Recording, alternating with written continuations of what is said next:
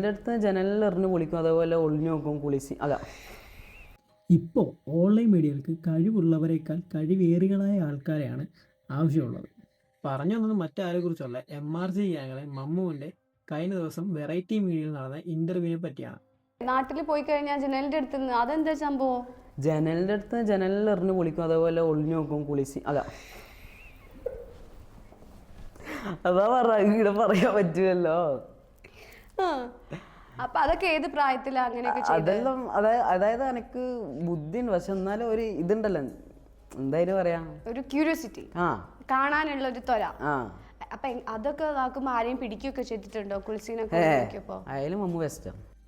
IPC 427 IPC 354 പ്രകാരം 10 വർഷം വരെ തടവിൽ കഴിയേണ്ട ശിക്ഷയാണ് ഇത്. ഇതുപോലൊരാൾ എൻ്റെ നാട്ടിലുണ്ടായിരുന്നു. പോലീസ് വന്ന് പോലീസ് സ്റ്റേഷനിൽ കൊണ്ടുപോകുന്നതിന് പകരം നേരെ ഹോസ്പിറ്റലിലേക്കാണ് കൊണ്ടുപോയത്. അമ്മ അതിന് നാട്ടുകാർ കയറി പറഞ്ഞിട്ടുണ്ട്.